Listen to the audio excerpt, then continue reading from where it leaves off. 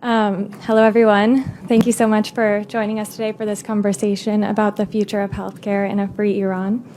I wanted to start by thanking everyone at Nufti, the volunteers, panelists, and authors for their tireless work in developing this framework for us to hit the ground running and clean up the regime's mess after their inevitable collapse. I've worked in healthcare in the United States for several years now. Healthcare is not just a policy issue. It is a human right. It is a reflection of how we as a nation value the dignity and well-being of our people. And in a future Iran, one built on freedom, justice, and opportunity, we must ensure that every Iranian, regardless of income or background, has access to high-quality, affordable, and compassionate care. Today, however, Iran's healthcare system is mired in both a fiscal and a moral crisis. Ordinary families are being crushed under the weight of rising costs, while the regime continues to abandon even its most basic responsibilities. Iranians are paying more and receiving less, trapped in a system shaped not by compassion or competence, but by mismanagement, neglect, and corruption. Out-of-pocket payments already make up nearly 40% of total healthcare expenditures, one of the highest rates in the region, and this burden is expected to grow. That means millions of Iranians are one diagnosis away from financial ruin. Meanwhile, shortages of more than 100 essential medications, including life-saving treatments for cancer and rare diseases, have become tragically routine. The regime has failed to secure even the most straightforward pharmaceutical supply chains. As a result, counterfeit drugs are flooding the market, endangering countless lives and forcing patients to gamble with their health simply to survive. Parents are forced to make impossible choices between buying their child's medication or putting food on the table.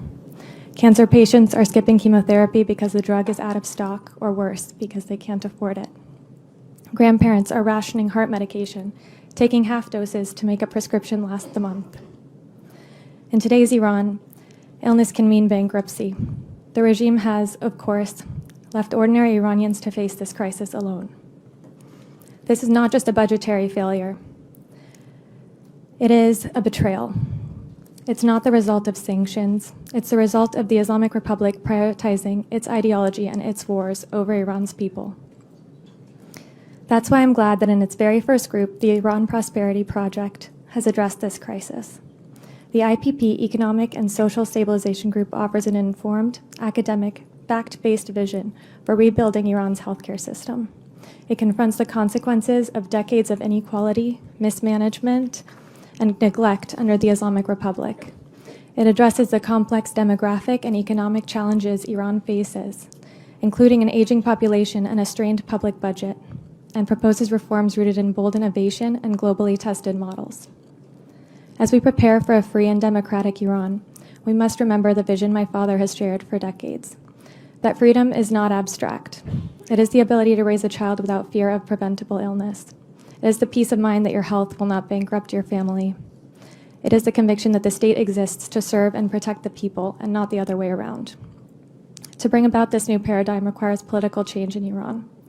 But to make that change sustainable requires economic plans like the one set forward today by IPP. Let us never forget, healthcare is deeply personal. Behind every statistic are real people, mothers, fathers, children, who deserve to live with dignity and without fear of financial ruin due to illness. Fixing Iran's healthcare system is not just a policy challenge, it is a national imperative. If we get this right, it will send a powerful message that the new Iran values life, fairness, and the well-being of every citizen.